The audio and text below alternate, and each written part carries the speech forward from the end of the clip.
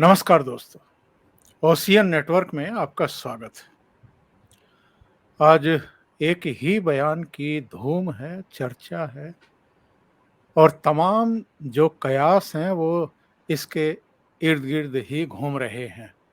और ये बयान कोई ऐसे-वैसे व्यक्ति ने नहीं दिया है। भारतीय थल सेना के अध्यक्ष रह चुके हैं, सेना अध्यक्ष रह चुके हैं, केंद्र में इस समय मंत्री हैं और ऐसे कई अभियानों की रीढ़ बनकर के अगवा हो रह चुके हैं, जब विदेशों में फंसे हुए भारतीयों को निकालने की मुहिम चलाई गई। जनरल वीके सिंह की मैं बात कर रहा हूं। राजस्थान में थे, मीडिया के पर्सन्स ने उनसे एक सवाल किया। ये पूछा गया कि साहब ये पाकिस्तान के जो जिसको हम पीओजे के कहते हैं, उस इलाके के लोगों ने ये कहा है कि जो हमारी ये गिलगिट वाली रोड है, ज़रा इसके दरवाजे खोल दीजिए हमारे लिए। हम तो वापस भारत से मिलना चाहते हैं। इस पर उनका कहना ये था कि कुछ समय का इंतज़ार करें, पीओके का अपने आप भारत में विलय हो जाएगा। वैसे तो ये बहुत ही कूटनीतिक जवाब है, लेकिन जिस तरह की इधर तैयारियां चल रही हैं, नई पार्लियामेंट बनी है, उसमें सीटों की संख्या बढ़ा दी गई है। पूर्व राष्ट्रपति कोविंद साहब की अध्यक्षता में एक हायर लेवल की एक कमेटी का गठन किया गया है। 18 सितंबर से 5 दिन का स्पेशल सेशन बुला लिया गया है। चर्चाएं तो बहुत हैं, लेकिन अब एक नई चर्चा जुड़ गई है। वैसे तो हमारे पास पीवी नरसिम्हा राव के समय का एक संसद का प्रस्ताव है, जिसमें ऑलरेडी ये कहा गया है कि पूरा जम्मू कश्मीर, यानी जो पाकिस्तान के कब्जे में है वो भारत का अभिन्न हिस्सा है। और समय-समय पर ये बयान भी आते रहे। हमारे डिफेंस मिनिस्टर राजनाथ सिंह का बयान भी आपने सुना होगा। उन्होंने पाकिस्तान से कम एकाधिक बार कहा है कि जितना जल्दी हो सके आप पीओजे जो है खाली कर दीजिए, यानी अपनी सेनाएं वहां से हटा लीजिए। तो ऐसे में सवाल ये है कि क्या भारत किसी बड़ी कार्रवाई की तैयारी कर रहा है, या आने वाले समय में कुछ ऐसा हो सकता है क्या, जैसा बांग्लादेश बनाए जाते समय करीब 52 साल पहले, जब पूर्वी पाकिस्तान का एक तरीके से नए देश में परिवर्तन कर दिया गया था। हालांकि स्थितियां अभी वैसी विस्फोटक नहीं दिखाई दे रही हैं, लेकिन लगातार प्रदर्शन हो रहे हैं, लोग सड़कों पर हैं। वो भारत के जम्मू कश्मीर से वहाँ की जो बदहाली है उससे तुलना करने लगे हैं। और पाकिस्तान के भीतर भी एक के बाद एक जिस तरह की उपलब्धियां हाल में भारत ने हासिल की हैं, उसके बाद पाकिस्तान का जो आम आवाम है उसकी भी आवाज़ बदल गई है। वो भारत की प्रशस्ति कर रहे हैं और पाकिस्तानी हुकूमत को लानतें भेज रहे हैं। मेरे साथ दो बहुत ही ख़ास मेहमान जुड़े हुए हैं और इनसे हम समझने की कोशिश करेंगे कि एक्चुअल में सिचुएशन क्या है, क्या हो सकता है और उसके बाद रिएक्शंस किस तरह के होंगे, चीन की तरफ से भी, पाकिस्तान की तरफ से भी, और जो इस देश के, इस दुनिया के कुछ मठाधीश बने हुए हैं उनकी तरफ से भी। तो दोनों को जोड़ लेते हैं, दोनों खास मेहमानों को, उसके बाद चर्चा को आगे बढ़ाते हैं। अमजद अय्यूब मिर्जा साहब जुड़ गए हैं ब्रिटेन से। अमजद जी, बहुत स्वागत है, नमस्कार। नमस्कार। और दूसरे मेहमान, उनका परिचय देने की आवश्यकता नहीं है, major general AK Siwach sir. Siwach sir, बहुत स्वागत है, नमस्कार। नमस्कार चौधरी साहब। ये आप मिर्जा साहब ज्योतिषी भी हैं क्या? मैं तो पिछले करीब करीब 1 साल से आपके ब्लॉग फॉलो करता हूँ। आपने एक तारीख दी हुई है अक्टूबर की, कि तब तक जो है पीओजे के लोग मानसिक तौर पर तैयार हो जाएंगे भारत में विलय के लिए। और अब जिस तरह के बयान एक बहुत ही जिम्मेदार सेंट्रल मिनिस्टर की तरफ से आया है, जो सेना को हेड कर चुके हैं, तब तो इन चर्चाओं को और भी बल मिल रहा है कि जो मिर्जा साहब ने कहा था, कहीं ऐसा ना हो कि अक्टूबर आते-आते ये काम हो जाए। जी बहुत शुक्रिया चौधरी साहब। बात ये है कि जिस तरीके से हालात तब्दील हो रहे हैं 2017 के बाद, उसमें नजर यही आ रहा था कि पाकिस्तान जो है वो अपनी गलतियों से सीखने का कोई उसका मन नहीं कर रहा, बल्कि वो और ज्यादा जो है वो इकोनॉमिकली डिस्टेबलाइज हो रहा है अपनी पॉलिसियों की वजह से। जो आतंकवाद हम सोच रहे थे कि पाकिस्तान शायद अपनी गलतियां तस्लीम करके खत्म करे, वो भी उसने नहीं किया, बल्कि कश्मीर में जो है वो दहशतगर्दी जारी रखी। इसी तरह से फिर तालिबान को इक़्तिदार में जिस तरह से ये लाए और वहां पे जो इन्होंने कोशिश की इंजीनियर करने की कि प्रो पाकिस्तान गवर्नमेंट बने, ये सारा जो एक कॉन्स्पिरेसी टाइप इनका माइंडसेट था, उसको देखते हुए मुझे ये तो बात समझ में आ गई थी कि पाकिस्तान मसाइल हल नहीं करना चाहता, बल्कि जिस तरह इनके पॉलिटिशियंस जो है वो इलेक्शन टू इलेक्शन जिंदा रहते हैं। वो उनकी पॉलिसी होती है कि इलेक्शन टू इलेक्शन हमने कैसे जिंदा रहना है। इसी तरह पाकिस्तानी जो डीप स्टेट है वो भी जो है गंद फैलाकर और केओस फैलाकर जो है उस एनवायरनमेंट पे खुद को जिंदा रखने की कोशिश कर रही है। तो नजर आ रहा था कि इसके असरात गिलगित बल्तिस्तान और पीओजे के पे भी पड़ेंगे, और वो पड़े। खासतौर पे आईएमएफ के लोन की अप्रूवल के बाद जो हम सिनेरियो देख रहे हैं कि बिजली के बिल इतने महंगे कर दिए हैं, 60 रुपए तक बिजली का बिल कर दिया पर यूनिट। इसी तरह से जो आटे की सब्सिडीज खत्म कर दी, और चीजों की 55 चीजों की सब्सिडीज इन्होंने खत्म की हैं जो यूनाइटेड नेशन की अप्रूव सब्सिडीज थी हमारी। तो इससे नजर यही आ रहा था कि पीओजे और गिलगित बल्तिस्तान में मसाइल में इजाफा होगा, क्योंकि वहां पे कोई फैक्ट्रियां, कारखाने या जॉब्स तो है नहीं है कि लोग सरवाइव कर सकें।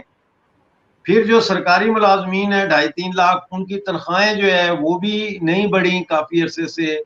इन्फ्लेशन जो है वो कभी 40-48% तक पहुंच जाती है। तो इसमें जो तनख्वाहें हैं उनमें तो उनका गुजारा नहीं हो रहा। फिर ये हुआ कि बेशुमार डिपार्टमेंट्स के लोगों को तनख्वाहें नहीं मिली, कुछ को 2-2 साल से नहीं मिली, कुछ को 6 महीने से, कुछ को 3 महीने से।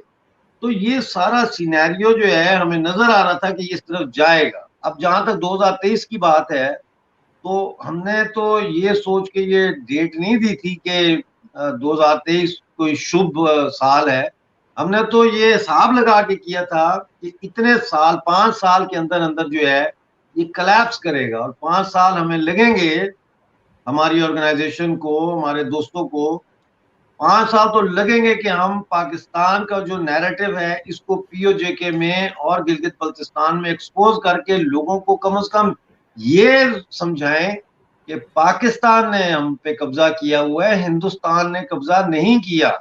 और हिंदुस्तान के बारे में पाकिस्तान मुसलसल झूठ बोलता है। जब ये अखबारों में छापते हैं कि जी 2 मासूम कश्मीरियों को भारतीय फौज ने शहीद कर दिया, तो वो 2 मासूम कश्मीरी पाकिस्तान के भेजे हुए घुसपैठिए होते हैं। तो ये हमने उनको अखबार को पढ़ना भी सिखाया है कि अखबार की खबर को कैसे पढ़ना है और कैसे समझना है बिटवीन द लाइंस। बड़ी मेहनत हुई है। रेडियो मालिया आपके सामने है। ईद हो, शबरात हो, होली हो, दिवाली हो, कोई त्यौहार हो, संडे हो, सैटरडे हो, आप मुझे बताएं कभी एक दिन भी मैंने मिस किया रेडियो मालिया का? रेगुलरली 5 साल से हम रेडियो मालिया, वीडियोस, आर्टिकल्स, हर हफ्ते मेरे आर्टिकल मैं लिखता हूँ, वो छपते हैं, जिसमें एनालिटिकल आर्टिकल होते हैं। तो हमने 22 अक्टूबर 2023 की डेडलाइन दी थी पाकिस्तान को कि यहाँ से निकल जाओ, और अभी वो डेडलाइन हमारी बरकरार है। पाकिस्तान अगर नहीं निकलता तो फिर वो जो हालात होंगे उसके मुताबिक करेंगे बात। लेकिन ये जो आज बयान आया जनरल साहब का, सिंह साहब का, ये बेसिकली ऐसे लगता है जैसे कि इन्होंने हमारी कोई डायरी के कुछ सीक्रेट पन्ने पढ़ लिए हैं, जो ये कह रहे हैं कि पीओजे के खुद ही आ जाएगा। क्योंकि हम तैयारी में हैं। इस वक्त हम कोशिश कर रहे हैं कि एक ऐसा डेलीगेशन तैयार हो जो दिल्ली आके तो ऑटोनमी के जो मसाइल हैं पीओजे के और गिलगित बल्तिस्तान पे, उन पे निगोशिएट करे। जो टेक ओवर के बाद किस किस्म की वहां गवर्नमेंट होगी, क्या स्टेटस होगा, इन चीजों के अब तो हम इन चीजों पे काम कर रहे हैं। अब तो इस चीज पे काम नहीं हो रहा कि हिंदुस्तान के साथ जाना है या नहीं जाना, ये तो तय हो गया कि जाना है। अब जाना कैसे है, जाके वो मोडेलिटीज क्या हमने तय करनी है, अब इन पे काम हो रहा है। ये अब 6 महीने लगे, साल लगे, लेकिन ये प्रोसेस अब चल रहा है जी। बहुत ही महत्वपूर्ण बातें आपने कही हैं मिर्जा साहब। और आप जो कर रहे हैं, जो जन जागरण कर रहे हैं, लोगों को तैयार कर रहे हैं, आपकी भूमिका को तो इतिहास के पन्नों में स्वर्ण अक्षरों में लिखा जाएगा। बिल्कुल। शिवाज सर, करीब 5 महीने पहले की बात है, मैं अपने एक बहुत ही अ, एक काबिल पैनलिस्ट के साथ चर्चा कर रहा था और उन्होंने मुझे कहा कि इधर जनरल वीके सिंह बहुत कम दिखाई दे रहे हैं और बीच-बीच में जो हमारे एनएसए हैं डोभाल साहब, वो भी अदृश्य से हो जाते हैं। उन्होंने कहा था कि कुछ बड़ी तैयारी कर रहा है हिंदुस्तान, कुछ चीजें जरूर चल रही हैं, पक रही हैं, तैयारी हो रही है। मुझे अंदाजा नहीं था कि कई स्तरों पर मोदी की सरकार काम कर रही है। आज भारत जो है वो पूरे आत्मविश्वास से लबालब है। जिस तरीके से चंद्रयान की उपलब्धि, जिस तरीके से हम 5th लार्जेस्ट इकोनॉमी, जिस तरीके से नई पार्लियामेंट, जिस तरीके से प्रगति मैदान के स्थान पर भारत मंडपम, G20 देशों का बहुत ही कामयाब आयोजन और उसके तुरंत बाद अब फिर स्पेशल सेशन नई पार्लियामेंट में तमाम तरह की चर्चाएं चल रही हैं। जैसा मैंने इनिशियल अपने रिमार्क्स में भी कहा था, मैं उसको रिपीट नहीं करना चाहता। जनरल साहब, अगर ये कुछ होता है इस तरह का, जैसी चर्चाएं फिर से सरगर्म हो गई हैं वीके सिंह साहब के बयान के बाद, तो इसके बाद की स्थितियां, परिस्थितियां आप क्या देख रहे हैं? क्या इसके लिए अगर कोई छोटा-मोटा ऑपरेशन करने की ज़रूरत आई तो हमारी सेना तैयार है उन स्थितियों को सँभालने के लिए? और इसके बाद चूँकि चीन का वहाँ पर बहुत बड़ा एक हित जुड़ा हुआ है, तो चीन की तरफ से किस तरह के रिएक्शंस हो सकते हैं या वो चुप करके बैठेगा? हाँ, बिल्कुल। देखो चौधरी साहब, मिर्ज़ा साहब ने बहुत अच्छा बताया, सारे चीज़ को समराइज़ किया। ये सच्चाई है कि आज पाकिस्तान के अंदरूनी हालात बहुत ख़राब हैं। वहाँ पर इकोनॉमिक क्राइसिस है, वहाँ पर पॉलिटिकल इंस्टेबिलिटी है, वहाँ पर अब आतंकवाद का दौर बहुत बढ़ गया है। और सच्चाई ये है कि इतनी हालात ख़राब हैं वहाँ पर इकोनॉमिक क्राइसिस की, कि $86 बिलियन का उनका कर्जा है। इन्फ्लेशन, जो फूड का इन्फ्लेशन रेट है, वो 44% है। उसके बाद उनका रुपये गिर के ₹300 से ज़्यादा हो गया डॉलर के मुकाबले।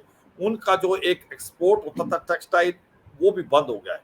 और उसके बाद इन्वेस्टमेंट कोई आ नहीं रही। आईएमएफ के लोन तो मिला है, मगर बहुत कंडीशनों से मिला है। और जो इनके इंपोर्ट्स बढ़ते जा रहे हैं। और ऐसे में हो क्या रहा है कि पाकिस्तान के अलग अलग जगह से अब विद्रोह होने की बातें आ रही। अगर आप देखें खैबर पख्तूनख्वा में, वहाँ लोग जो विद्रोह कर रहे हैं, पश्तून जो हैं वो नहीं मानते डूरन लाइन को। तालिबान जब आया था अफगानिस्तान में, तो इन्होंने घी के दिए जलाए थे कि बहुत बड़ी फतह होगी, मगर वही आज तालिबान इनके लिए बहुत बड़ी मुसीबत बन गया है। और आज वही तालिबान, तहरीक तालिबान पाकिस्तान अल कायदा जैसी संस्थाओं को बेसिस दे रहा है। तो एक खैबर पख्तूनख्वा में भी एक एक्सप्लोसिव इन्वायरमेंट है। अब आओ बलूचिस्तान में, वहां पर भी Balochistan liberation army freedom struggle कर रही है और वो बहुत सक्रिय है और बहुत ज्यादा जो पाकिस्तानी सोल्जर्स को मारा जा रहा है। इसी प्रकार से सिंध के अंदर भी काफी चला हुआ है, जहां लोग अगेंस्ट हैं गवर्नमेंट के। आप पंजाब के रह गया एक इलाका, इसके अलावा हर जगह ही है। और अब आप आ जाओ पीओजे के और गिलगित बाल्टिस्तान में। ये सच्चाई है, जो पीओजे के और गिलगित बाल्टिस्तान ये भारत का अटूट अंग है। ये जो 26 अक्टूबर 1947 को जो इंस्ट्रूमेंट ऑफ एक्सेशन साइन किया था महाराजा हरि सिंह ने, वो अनकंडीशनल था। और उसके तहत पूरा जम्मू और कश्मीर भारत का हिस्सा है और ये इलीगली ऑक्यूपाइड है पाकिस्तान से। और ये सच्चाई है, 1994 में एक रेजोल्यूशन पास हुआ था पार्लियामेंट में, उसमें बताया गया था पूरा जम्मू और कश्मीर भारत का हिस्सा है और इसके लिए 26 असेंबली सीटें खाली छोड़ी जाती। तो ये शक और सवाल नहीं कि ये जो जिसको ये आज़ाद कश्मीर कहते हैं, ये पाकिस्तान ऑक्यूपाइड कश्मीर है और गिलगित पाकिस्तान। अगर इसके दो हिस्से हैं तो कहीं ना कहीं आप पीओजे को देखें, मुजफ्फराबाद, कोटली, मीरपुर, ये जो इलाका है इसके अंदर जो इनकी मेन रिवर थी वो नीलम नदी थी, उसका मुंह मोड़ के इन्होंने पंजाब की तरफ ले गए। इसके बाद जो मंगला डैम है वहां पर बिजली पैदा होती है जिसकी कीमत है 2-3 रुपए पर यूनिट बनाने की। वही बिजली जो जाती है पंजाब के अंदर उसकी कीमत ज्यादा नहीं है, मगर वही बिजली जो पीओजे को आती है 54 रुपीज पर यूनिट है। इनको एक प्रकार सेकंड क्लास सिटीजन माना जाता है, इनको फोर्डर बना के भारत में भेजा गया, इनका ब्रेन वॉश करते रहा पाकिस्तान। और गिलगित पाकिस्तान में वहां शिया पॉपुलेशन है, उनका जो एक प्रकार सेकंड क्लास सिटीजन तो माना गया, वहां पर सुन्नी पॉपुलेशन बसाई गई, जो एक्स सर्विसमैन थे वो ज्यादा से ज्यादा वहां बसाए गए। और बीच के अंदर हुआ क्या कि सच्चाई है, बीच में हुआ क्या कि वहां पर जो चाइना पाकिस्तान इकोनॉमिक कॉरिडोर बना तो चीनी भी आ गए।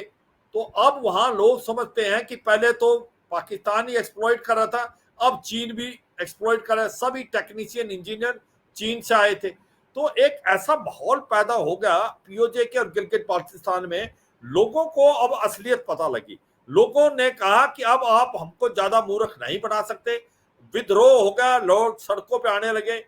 मिर्जा साहब ने बहुत वहां वीडियो कवर किया है जो हम एमए टीवी में दिखाते रहे हैं। उसमें क्या है, लोगों को पे नहीं मिल रही, पेंशन नहीं मिली, बिजली के बिल उनके कम से कम 50-60 हजार रुपए आ गए हैं जब से आईएमएफ की लोन में उन्होंने बोला सब्सिडी काट दो। कुछ एक आदमी हैं जिनको 2-2 साल से पेंशनें नहीं मिली है। और अभी क्या हो रहा है, जो खाना पीना है, खाने को दाने नहीं है। एक आटे की 1 केजी की कीमत 250 से 300 रुपए है और इसी प्रकार से डीजल पेट्रोल की बहुत महंगाई है और बिजली 2 से 3 घंटे आती है। अब लोग हैं, उनका एक ही नारा है, अगर आप गिलगित पाकिस्तान में देखें कि कारदू से कारगिल वाली सड़क खोलो, हम कारगिल में मिलना चाहते हैं, हम बटालिक में मिलना चाहते हैं। इसी प्रकार पीओजे में जो मीरपुर और मुजफ्फराबाद, कोटली में वो कहते हैं कि अमन सेतु वाला रास्ता खोलो, हमारे को पुंछ में जाना है, हमने बारामूला और कुपवाड़ा में जाना है। तो ये सच्चाई है कि एक विद्रोह जैसी सिचुएशन आ गई। अभी पाकिस्तान जो है बिल्कुल आंख नीचे बैठा है, इसको कैसे हैंडल करेगा, क्योंकि प्रॉब्लम पीओजे के और गिलगित बाल्टिस्तान में नहीं है, खैबर पख्तूनख्वा में भी, बलूचिस्तान में भी, सिंध है। तो अब जो इशारा जनरल वीके ने किया उसको आप इस तरीके से देखें। जनरल वीके ने बोला कि भाई आप थोड़ी सब्र करें, सिचुएशन वहां पर ऐसी हो रही है कि वो लोग खुद मिलेंगे। वो इसलिए क्योंकि वहां विद्रोह हो रहा है, आओ कारगिल चलें और ये जो दहशतगर्दी है इसके पीछे वर्दी है, ये नारे आम लग रहे हैं वहां पर। उनको पता है पाकिस्तान की आर्मी क्या दहशतगर्दी करती है। जो मिर्जा साहब बता रहे थे, इन्होंने बड़ी वहां पर वीडियो लगाई हैं जिसमें लोगों को गलत बता के भारत में भेजा जाता है एज ए टेररिस्ट। वो जब यहाँ आते हैं वो मारे जाते हैं और जब उनको असलियत पता लगती है तब तक बहुत लेट हो जाता है। तो अब सच्चाई यह है, मुझे लगता है वो इशारा यही था कि अब लोग आर पार की लड़ाई लड़ने को तैयार है। वहां पर कह रहे मरेंगे मिटेंगे मगर हम भारत में मिलेंगे, हम नहीं रहना चाहते अभी पाकिस्तान के साथ, आपने बहुत मूर्ख बना लिया। तो यह सच्चाई है कि इस सिचुएशन में ऐसा लगता है कि वो समय दूर नहीं कि लोग खुद आएंगे। अब बात आती है क्या भारत क्या कर सकता है। देखो, ये कुछ चीजें होती हैं जो कि एक प्रकार कॉन्फिडेंशियल होती है, भारत क्या करेगा। पक्का है भारत की गवर्नमेंट कुछ ना कुछ कर रही होगी क्योंकि वहां से बहुत आवाज आ रही है और मुझे लगता है कि भारत की गवर्नमेंट इसके लिए तैयार है। जो कार्रवाई बहुत कुछ होती है जो देश के साथ, वो कार्रवाइयां हो रही होंगी, वो डिस्कस नहीं कर सकते हम टीवी चैनल पे, मगर ये सच्चाई है कि ये सच होने वाला है कुछ एक समय में। और जब बात आती है भारत की, आपने बहुत अच्छा बोला, आज भारत उस मुकाम पे पहुंच गया कि आपने G20 की जो प्रेसिडेंसी के दौरान अफ्रीकन यूनियन को अपने साथ मिला दिया G20 के अंदर। G20 में जो पहली बार आपने एक डेली डिक्लेरेशन किया जो कि यूनानिमस था और उसके अंदर फुट नोट्स नहीं थे। आज भारत की गाथा गाई जा रही है, 5th लार्जेस्ट से 3rd लार्जेस्ट इकोनॉमी बढ़ेंगे आने वाले समय में। आज हमारी इकोनॉमी जो है $3.9 ट्रिलियन की होगी, जो आने वाले समय में $10 ट्रिलियन होनी है। तो हर तरफ को देखें आप, ऐसा लगता है कि वो समय दूर नहीं कि जब पीओजे और गिलगित बाल्टिस्तान भारत के अंदर मिलेंगे। अब आपका क्वेश्चन था कि अगर ऐसा होता है तो चीन का क्या रवैया होगा। मुझे लगता है उसके ऊपर बातचीत हो रही है। इसके ऊपर जो बात कई बार मिर्जा साहब ने भी इसी की तरफ इशारा किया है कि सच्चाई यह है कि पीओजे के भारत बेल्ट रोड इनिशिएटिव का हिस्सा इसलिए नहीं था, उसने कहा था कि आप टेरिटोरियल इंटीग्रिटी और सॉवरेनिटी को एक प्रकार बिना रिस्पेक्ट किए हुए पीओजे के से ये बनाया है चाइना पाकिस्तान इकोनॉमिक कॉरिडोर, ये भारत का हिस्सा है। तो ये मुझे लगता है एक बहुत बड़ा क्रिटिकल पॉइंट है। इस पर कुछ ना कुछ हो रहा होगा क्योंकि ये एक बहुत इंपॉर्टेंट चीज है, क्योंकि अगर China Pakistan economic corridor Gilgit Baltistan से जा रहा है और पीओजे के और गिलगित बाल्टिस्तान भारत के अंदर मिलते हैं तो इसका क्या स्टेटस होगा, हम किस प्रकार से चीन से बातचीत करेंगे, क्या चीन को हम एंटेगनाइज करेंगे। मुझे लगता है इसके ऊपर बड़ी सोच समझ के बात हो रही है और यही गवर्नमेंट बैक चैनल से हो रही है बातें। तो ये जिस प्रकार से कुछ एक बातें बताई जा रही गवर्नमेंट, वो इशारा है, हमें सारी बातें नहीं पता, मगर ऐसा लगता है बहुत कुछ हो रहा है पर्दे के पीछे जो हमें दिख नहीं रहा। और मैं अपने व्यूअर्स को यही बताऊंगा कि सब कंटिजेंसी प्लानिंग की जाती है कि अगर ये होता तो हम क्या करेंगे, अगर ये होता तो हम क्या करेंगे। ये कंटिजेंसी प्लानिंग पूरी की गई है और ये मुझे लगता है कि समय दूर नहीं जब पीओजे के और गिलगित बाल्टिस्तान भारत का हिस्सा होगा और बहुत जल्द ही होगा। चौधरी साहब, बहुत महत्वपूर्ण तथ्य आपने रखे हैं शिवाज सर। मिर्जा साहब, मैं आपसे जानना चाहता हूँ, चीन के रिएक्शंस किस तरह के होंगे, आपका आकलन क्या है? नंबर 2, क्योंकि आप इस पूरे मूवमेंट से जुड़े रहे हैं और आपके संगठन के भी वहाँ लगातार मूवमेंट चलते रहे हैं, धरने हों, प्रदर्शन हों, दूसरी चीज़ें हों, तो आगे का रोड मैप आप लोगों का क्या होगा? देखिए, जहां तक चाइना का ताल्लुक है तो जैसा जनरल साहब ने बताया है और उन्होंने अपना पॉइंट ऑफ व्यू रखा है कि जरूर बैक चैनल डोर से जो है ये चाइना के साथ इस मसले पे बातचीत हो रही है।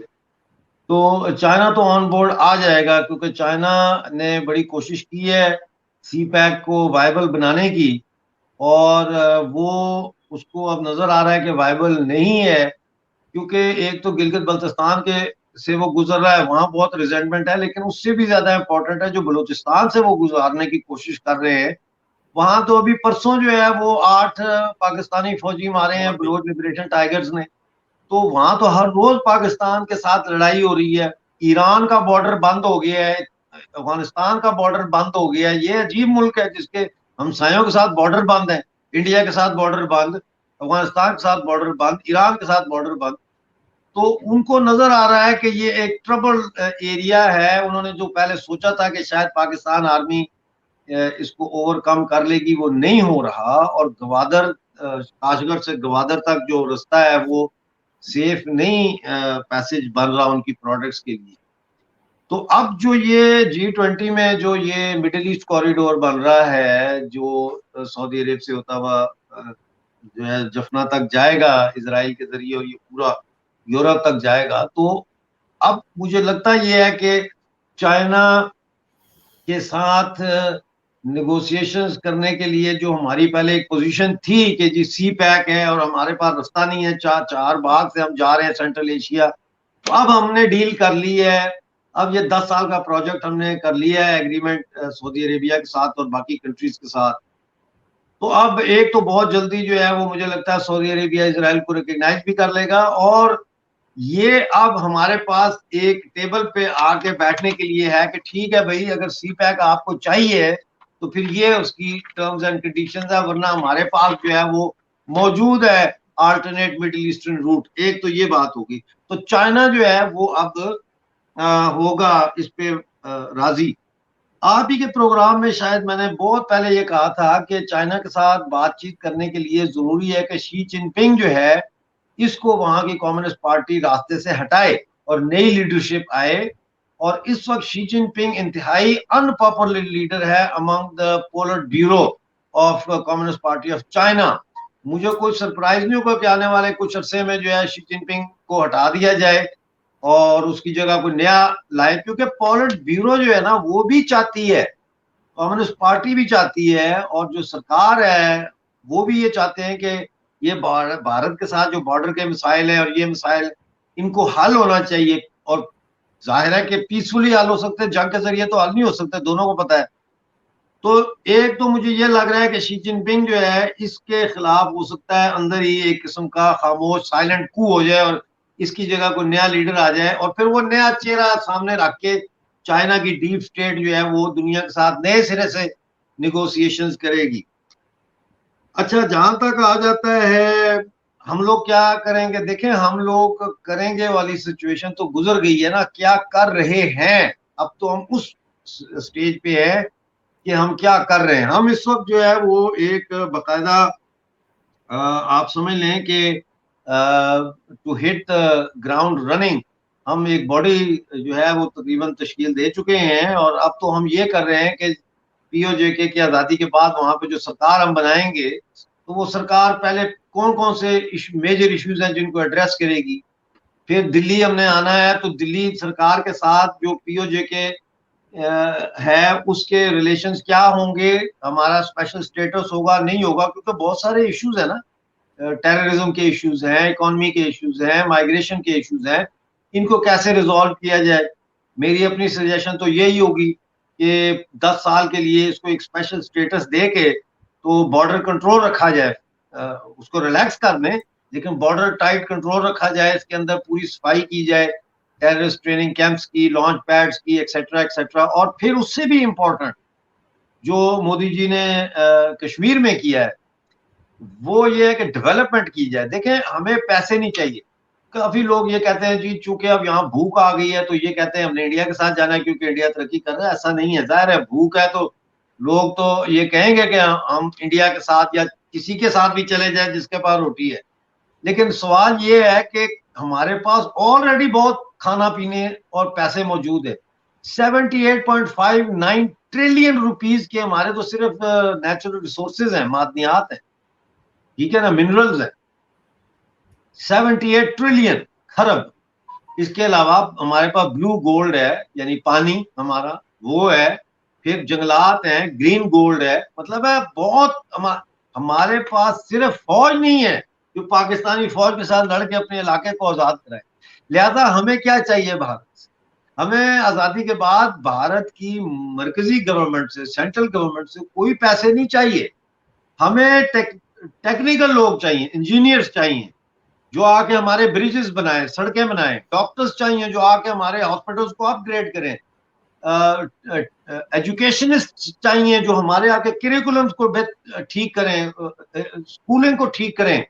हमें जो है वो और इसी तरह के जो है वो लोग चाहिए, यानी टेक्निकल लोग चाहिए। और वो भी हम उनको अपने पीओजेके के जो खजाना है होगा उसमें से हम पे करेंगे, वो भी बोझ हम उन पे नहीं डालते कि वो दे।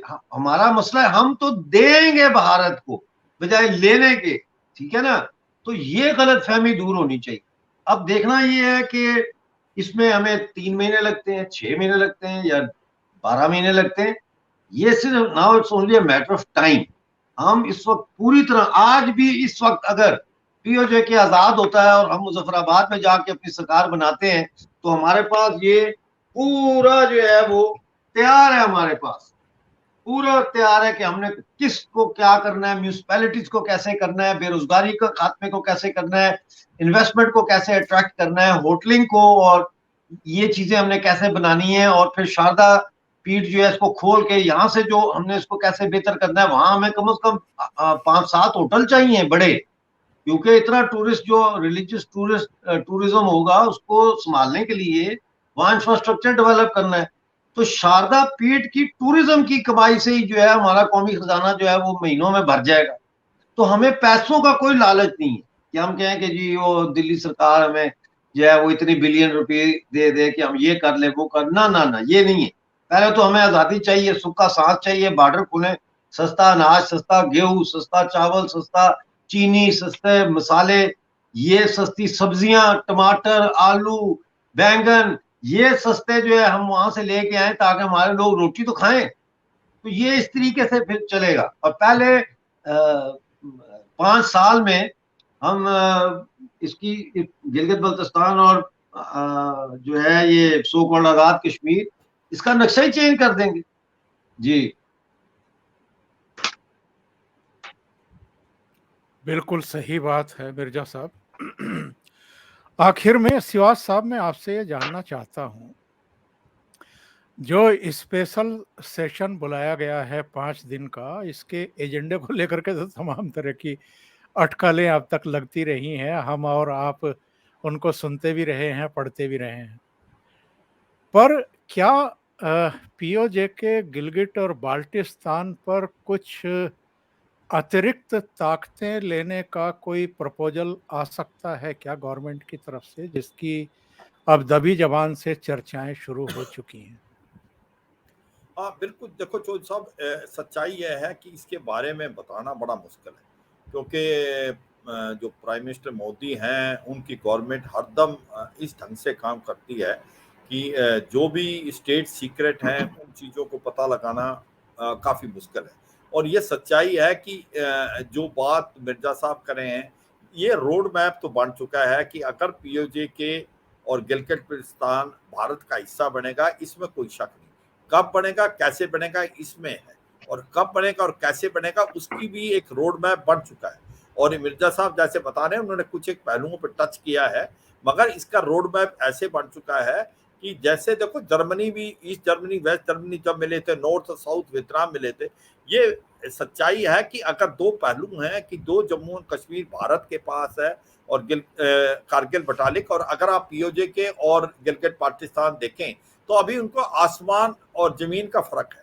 तो सच्चाई है डेवलपमेंट आनी ही होगी वहां पर, उसके लिए एक रोड मैप है, उसके लिए एक ऑटोनोमस बॉडी बनानी पड़ेगी, गवर्निंग बॉडी बनानी पड़ेगी, उसके पास किस प्रकार से फंड दिए जाएंगे, किस प्रकार के स्कूल कॉलेजेस, उसकी जो बहुत अच्छा पॉइंट बताया कि वहां पर टेररिज्म था उनको किस तरीके से एक प्रकार फिनिश किया जाएगा।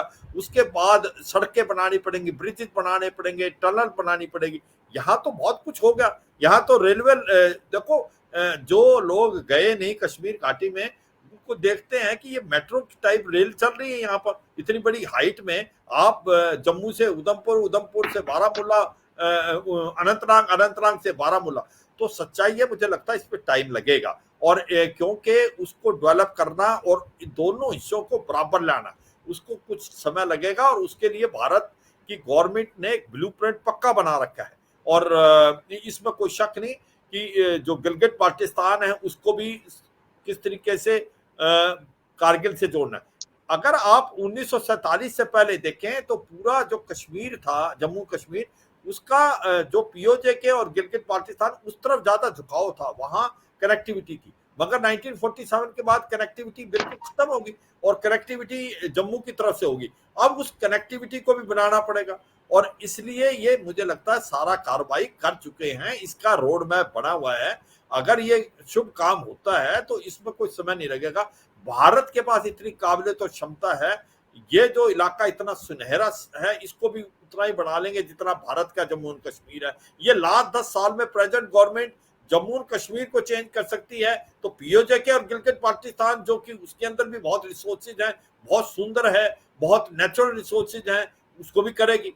तो इसमें कोई शक और सवाल नहीं कि इसको बहुत अच्छी तरीके से किया जाएगा, और ये आने वाले समय में दोनों तरफ बन के एक प्रकार से जो कहते हैं कि अगर कहीं स्वर्ग है तो यहाँ है, इसको भी प्रूव कर दिया जाएगा। अब जो आप बात कर रहे हैं कि ये जो सेशन में होगा, जो कि स्पेशल सेशन, इसमें क्या हो सकता है, अभी इसकी अटकलें लगाना बड़ा मुश्किल है।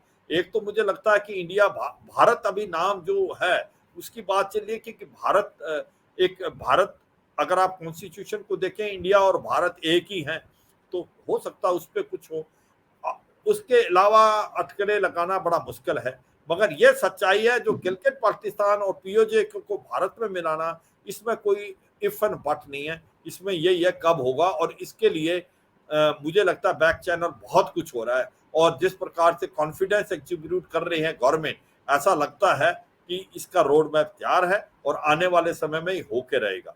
और इस तरीके से होगा कि वहीं से आवाज आ रही, तो इसमें कोई ऐसी बात नहीं है। और जो बात मिर्जा साहब कह रहे थे कि चीन को भी ऑन बोर्ड लिया जाएगा, कि इस तरीके से हो कि इसके अंदर कोई खून खराबी नहीं हो, अपने आप आए, क्योंकि वहां के लोग भारत के साथ मिलना चाहते हैं, क्योंकि वो भारतीय हैं, उनको इलीगली ऑक्यूपाई किया था, आज वहीं से आवाज आ रही है, वही मिलना चाहते हैं। अगर आप वीडियो देखें जो मिर्जा साहब के पास होती है, तो वहां तो भूचाल आ रखा है, एक प्रकार लोग सड़कों पे मरने मारने को तैयार है। तो अब वो मुझे लगता है वो रोक नहीं सकता पाकिस्तान।